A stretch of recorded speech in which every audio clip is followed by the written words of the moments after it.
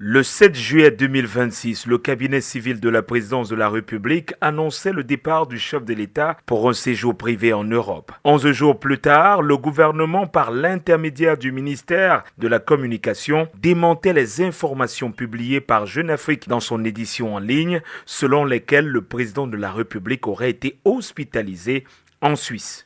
C'est à travers ce communiqué de clarification que les Camerounais apprenaient alors que le chef de l'État séjournait à Genève. Par ailleurs, le ministère de la Communication indiquait que le retour du président de la République était attendu dans de brefs délais. Un calendrier qui semble s'allonger. Près de 40 jours plus tard, l'absence prolongée du chef de l'État suscite de nombreuses interprétations, notamment autour de la notion de vacances du pouvoir. Une partie de l'opinion publique évoque un prétendu article de la Constitution qui fixerait à 45 jours d'absence du territoire le délai à partir duquel la vacance du pouvoir serait constatée. En réalité, cette interprétation ne repose sur aucune disposition de la Constitution. Celle-ci ne prévoit aucun délai d'absence du territoire pour le président de la République.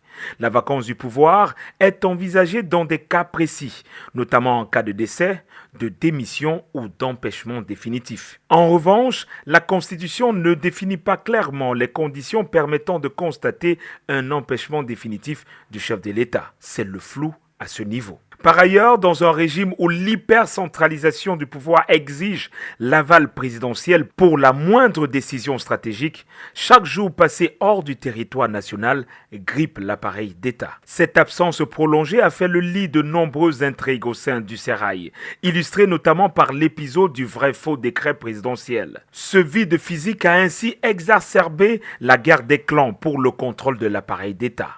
Le président a déjà multiplié des absences prolongées hors du pays, mais cette dernière survient dans un contexte bien particulier, celui de la révision constitutionnelle introduisant le poste de vice-président, désormais successeur constitutionnel. Avec ce changement, une vacance du pouvoir ne débouche plus sur l'organisation d'élections anticipées comme par le passé, mais sur une continuité absolue de l'exercice du pouvoir jusqu'à l'expiration du mandat. Tout l'enjeu réside dans ce poste. Mais jusqu'à date, le chef de l'État ne s'est pas encore prononcé sur la nomination de ce dauphin constitutionnel. Un mutisme qui laisse subsister un flou institutionnel.